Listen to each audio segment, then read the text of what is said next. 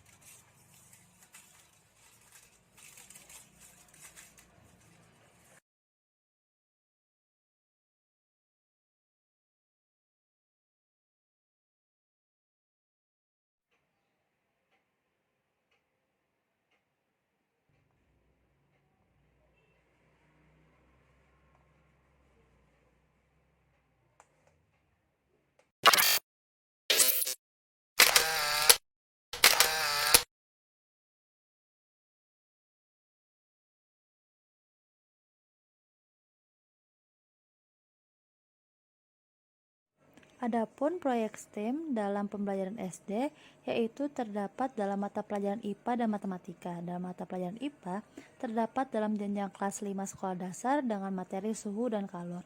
Adapun KD-nya yaitu berupa 3.6 menerapkan konsep perpindahan kalor dalam kehidupan sehari-hari. 4.6 melaporkan hasil pengamatan tentang perpindahan kalor. Adapun materi terkait suhu dan kalor yaitu suhu merupakan suatu besaran yang menyatakan ukuran derajat panas atau dinginnya suatu benda. Kalor merupakan bentuk energi yang berpindah karena adanya perbedaan suhu.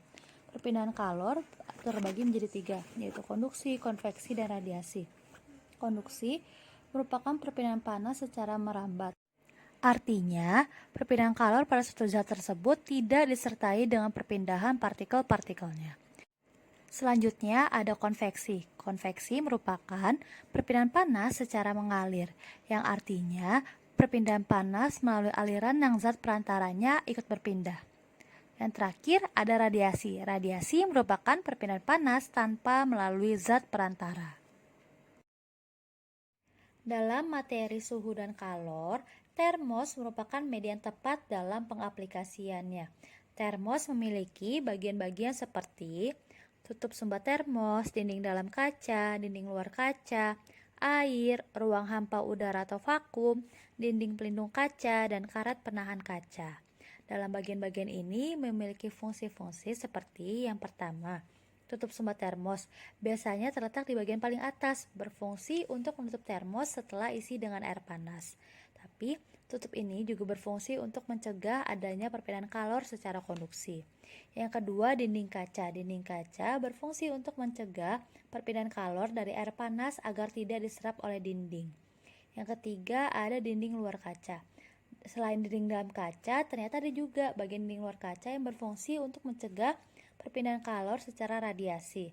Ruang vakum atau ruang hampa udara. Bagian ini berfungsi untuk membatasi kemungkinan panas hilang dari dalam atau masuk ke dalam termos dengan konveksi. Yang kelima, ada dinding pelindung kaca. Bagian selanjutnya yaitu dinding ini terletak di bagian luar termos dan berfungsi sebagai isolator antara tabung kaca dengan udara sekitar termos. Yang keenam, ada karet penahan kaca. Bagian terakhir dari termos ini yaitu menahan kaca ini terletak pada bagian bawah dari desain termos.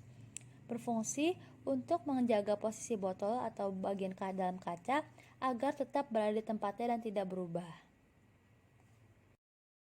Adapun kaitan proyek STEM dalam pembelajaran matematika SD pada siswa kelas 1 dengan materi perbandingan suhu antara lain terdapat pada KD 3.6 yaitu membandingkan panjang, berat, lamanya waktu, dan suhu menggunakan benda atau situasi konkret.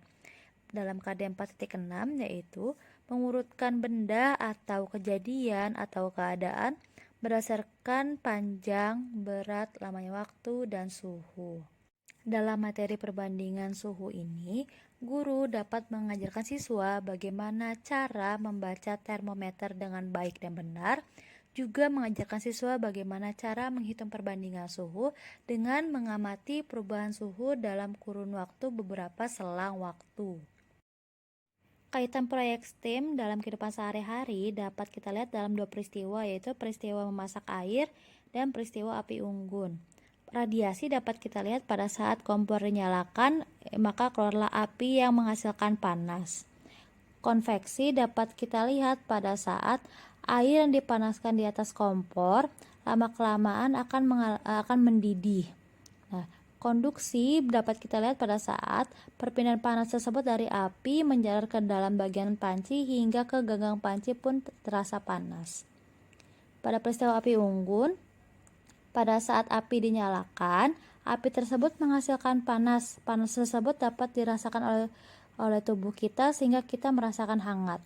Nah, pada saat besi dipanaskan di atas api tersebut, besi lama-kelamaan akan mengalami panas. Hal itu merupakan dalam peristiwa konduksi, konveksi, dan radiasi.